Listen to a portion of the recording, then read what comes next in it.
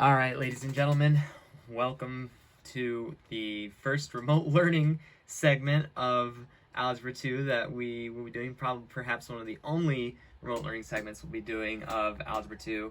I know things are changed quite a bit because of quarantine, so we're going to just go right through this video that basically outlines our next topic 1.9, absolute value inequalities. So we've already talked about absolute value equalities. Remember what absolute value equalities mean.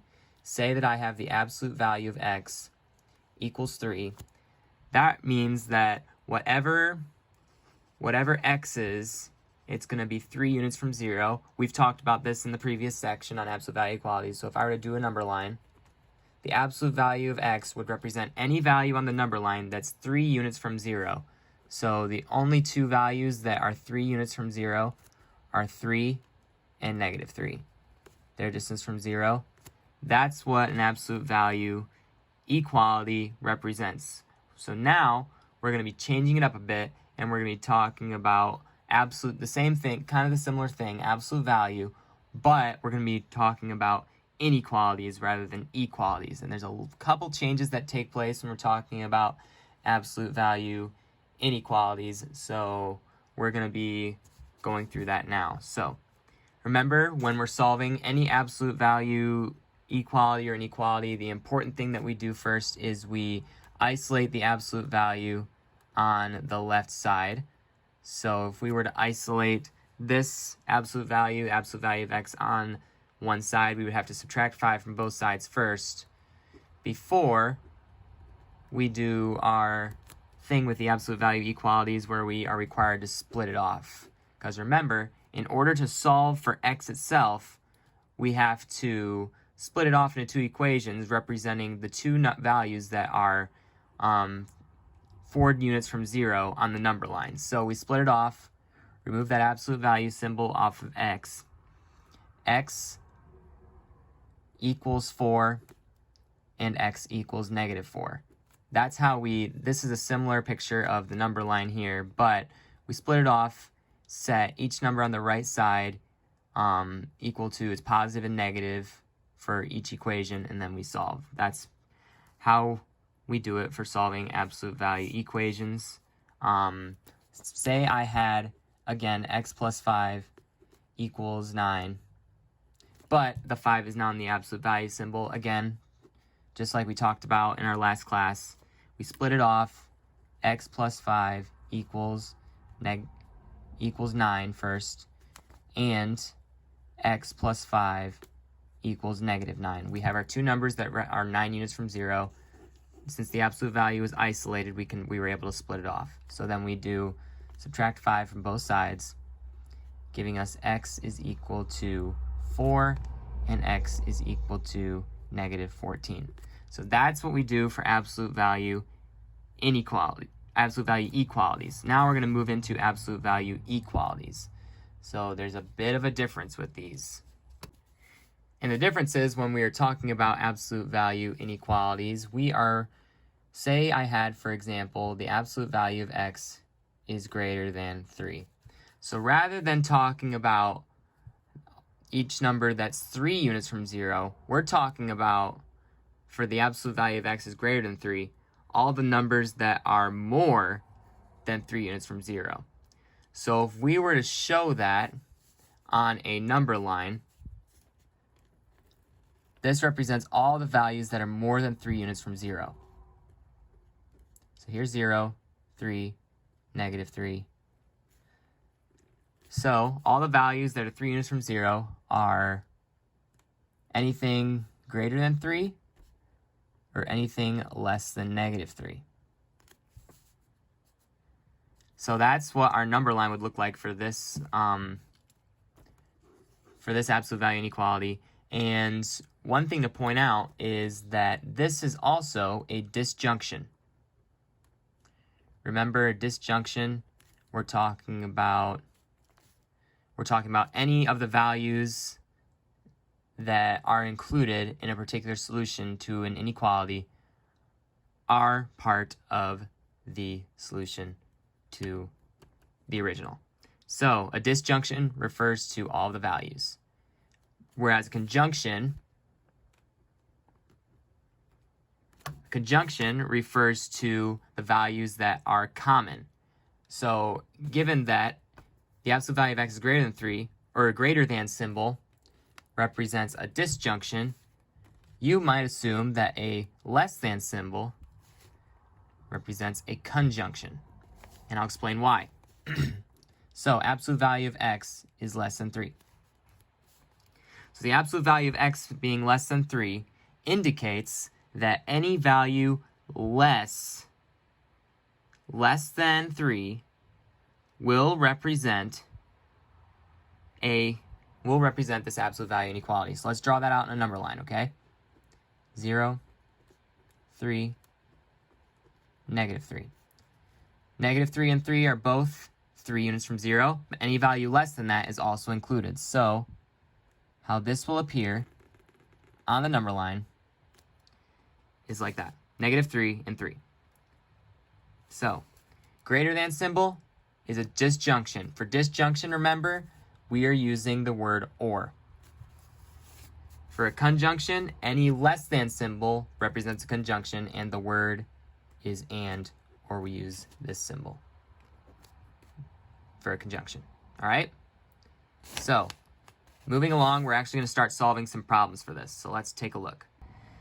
All right, so we're going to do example 1. Example 1 is outlined in your book on page 45. So let's try this out. So let's say we have absolute value of x is greater than or equal to 2. Absolute value of x is greater than or equal to 2. If it's greater than, that means, remember, greater than, disjunction. It also applies if you have greater than or equal to. Whether it's greater than or less than determines whether you have a disjunction or a conjunction. And since it's greater than, it's a disjunction. All right? So that means if we were to actually try and solve this algebraically, we would split this off. And that means that the absolute value, well, not the absolute value, excuse me, x is greater than or equal to 2, or, because remember it's greater than, x is less than or equal to negative 2. What happened there? Why did I make a less than symbol? Why did I make a less than symbol there? Well, remember, if you look at the number line,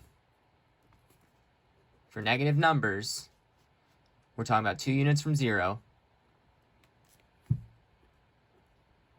X is greater than or equal to 2. We know that's true because any value that's greater than 2 units from 0 counts. And also, these values are more than 2 units from 0. But, in a numerical sense, they are less than negative 2. They are more than 2 units from 0, but they're still less than negative 2. So when you do these disjunctions, when you look for the negative number, you have to flip the inequality symbol for your negative, okay? Flip your inequality symbol for your negative, all right? All right, let's try one for less than now. So if we were to do less than, let's take a look at this. So this example here, this is example number 2, absolute value of 2x minus 7 is less than 4. So the example in the book kind of does it a little bit differently than we've been doing it with absolute value equalities and with compound inequalities, but I'm going to show you a way that will still work despite the difference here. So we know less than. Remember that less than represents a conjunction, so we're going to use the word and. All right? So what we're going to do is we're going to write this as a conjunction to help us understand what's going on here. When we write this absolute value inequality that has a less than, we're going to want to write it as a conjunction, okay? So remember, a conjunction has a less than. 2x minus 7 is less than 4. We know that 2x minus 7 is less than 4. We've put this up here. But what about negative 4? All right? So when you're splitting this off into its separate parts, you want to put the negative number on this side and the positive number on the right side, okay? Then, once you've done that, you can split this off again.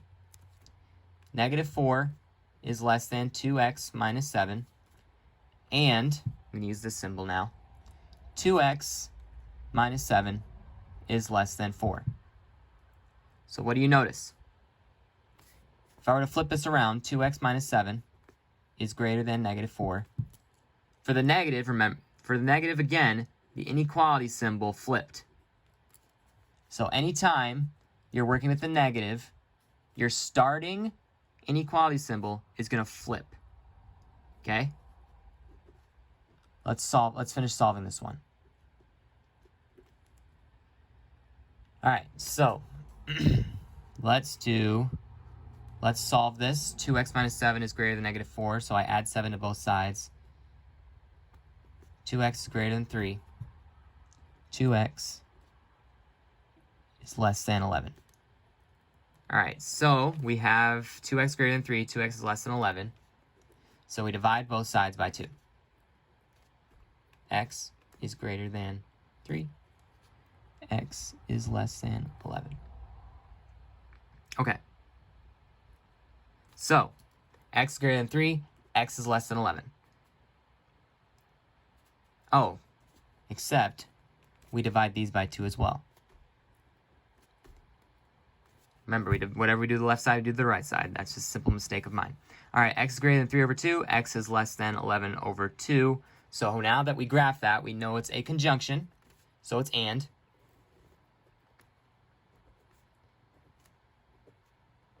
Three over 2 is 1.5, so we're going to put that here. I'm going to extend my line a little bit. 11 over 2 is 5.5, so that's right here. X is greater than 3 over 2, and x is less than 11 over 2. And it's conjunction, so these are our only solutions. So with a conjunction, remember, we just determine what values are common between the two. All right, makes sense? I hope. All right, let's try this one. This is example 3 in your textbook, but I'm going to go through it with a little bit of a better explanation. So, absolute value of negative 4x plus 9 minus 11 is greater than or equal to 4. Remember, greater than or equal to symbol, what does that mean? Means that we have a disjunction because it's greater than. So we're going to be using the word or. And remember, with or, it's all of the values. It's not just the values that are common that are solutions. It's all of the values. All right? So let's solve this. Remember, we have to isolate the absolute value and absolute value symbol on the left-hand side. So we're going to add 11 to both sides. These cancel. Absolute value of negative 4x plus 9 is greater than or equal to 15. All right. So now we split it off. Absolute value. Sorry, not absolute value. Negative 4x plus 9 is greater than or equal to 15, or negative 4x plus 9. Remember, for any negative, the inequality symbol flips. So less than or equal to negative 15. So we have our disjunction. Now we just solve, all right? So negative 4x is greater than or equal to 15. I'm subtracting 9 from both sides in this step here. So 15 minus 9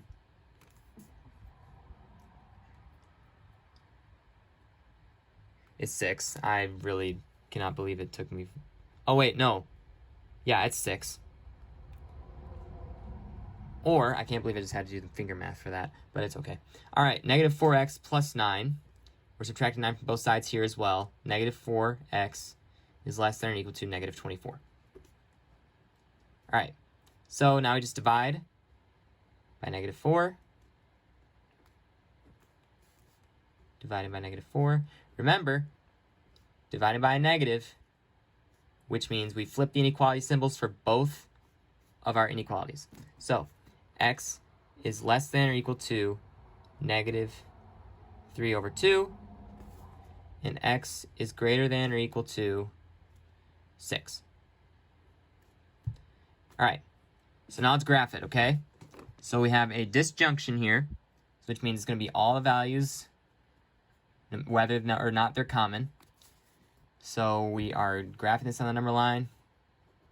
X is less than, it's going to be negative 1.5, so we're going to make this 0, 1. Negative 1.5 is right here.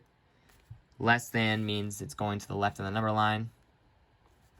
And then x is greater than 6, equal to 6. So 1, 2, 3, 4, 5, 6. We take, this is a closed circle because it's a equal to. This is also a closed circle. That's how we graph it. And both of these are all solutions, whether or not they're common, because it's a disjunction. All right? All right, one other thing that you're going to need to learn is this is how we're going to develop a absolute value inequality. How we're going to develop an absolute value inequality from just having a number line. All right? So here we have, what do we have here? Do we have a conjunction or a disjunction, first of all? We know that this right here is a conjunction because it's values that are common. See that? It ends in one point, ends in another. So we know that this absolute value inequality is already going to be less than, because conjunctions are less than. All right? So in order to find the numbers that are associated with this absolute value inequality, since we're trying to figure out what kind of absolute value inequality we're making here, we need to find the midpoint between our first value, which is negative 5, and our other value, which is 1. All right, so in order to find the midpoint, we use this formula here, a plus b over 2. So we add these two endpoints together, and then we divide it by 2 to find our middle number. So let's do that real quick.